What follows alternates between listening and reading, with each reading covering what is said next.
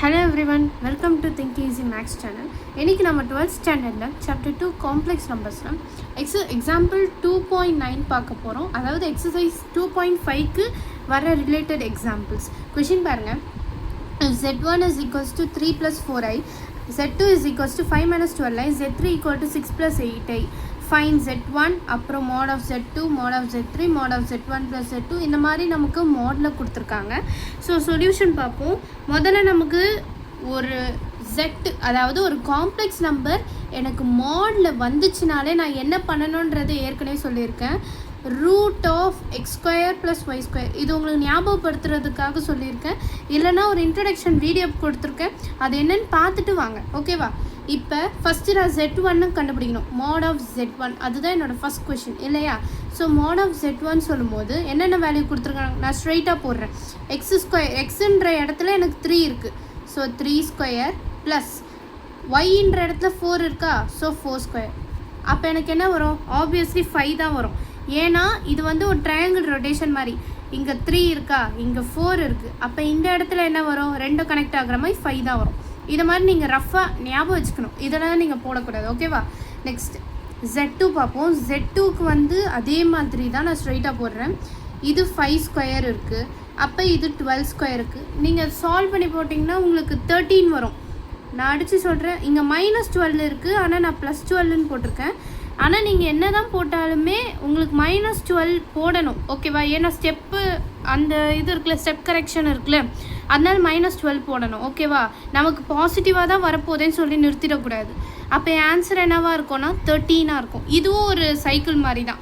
எனக்கு 5, 12, 13. நீங்கள் வந்து பித்தகரஸ் அந்த மாதிரி தியரம்லாம் அடிக்கடி போட்டவங்களாம் இருந்தீங்கன்னா கண்டிப்பாக நிறைய வாட்டி போட்டிருப்போம். ஸோ உங்களுக்கே தெரியும். அதுவும் இல்லாமல் இந்த 12லேயும் நம்ம நிறைய போடுவோம். ஓகேவா? z3 வந்து 6, 8 கொடுத்துருக்காங்களா? 6 ஸ்கொயர் 36 ப்ளஸ் 8 ஸ்கொயர் 64. அப்போ என்ன வரும்?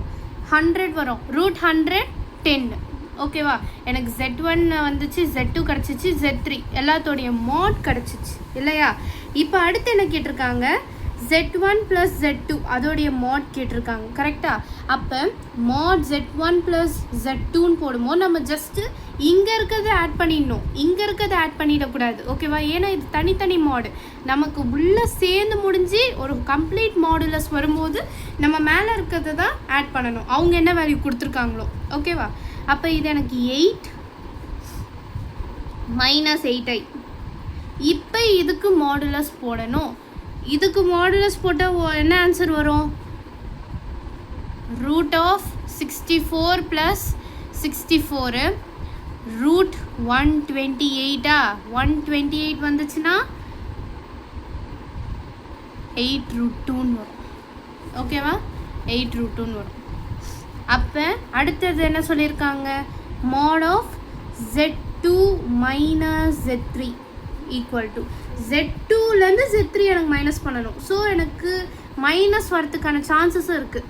5 - 6 -1 -12 -8 -12 -8 -20 -20i. இப்போ இது ரெண்டுத்தையும் ரூட் பண்ணிங்கன்னா உங்களுக்கு என்ன வரும்? இது வந்து 1 ஸ்கொயர் 1 தான். 20 வந்து எனக்கு 400. ஸோ அதனால் 1 + 400 401ன்னு வந்துடும். இப்போ இந்த 401 நம்மளால் எதுவும் பண்ண முடியாது, சேம் திங் தான். அப்போ நான் என்ன செஞ்சுக்கிறேன்? அதே ரூட் 401 அப்படின்னு எழுதி நான் ஆன்சரை முடிச்சுக்கிறேன். அப்போ அடுத்து தேர்ட் சப்டிவிஷன் என்ன? z1 plus z3. இதை நம்ம ஆட் பண்ணோன்னா உனக்கு வந்து 9 + 12iன்னு வரும்.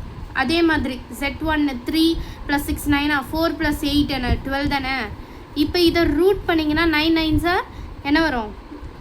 81. 12 12s 144. 81 + 144 225ன்னு வரும். அப்போ ரூட் 225 போட்டிங்கன்னா 15 டேபிள் அழகாக போகும். So 15 table. ஸோ இதுதான் என்னோடய ஃபைனல் ஆன்சர். இதை வச்சு எதுவும் சால்வ் பண்ண சொல்லலை. அப்படி எதுவும் சால்வ் பண்ண சொல்லலைன்னா இதோட நம்ம ஆன்சர்ஸை முடிச்சுக்கலாம். ஓகேவா? அவ்வளோதான் இந்த சம். தேங்க்யூ.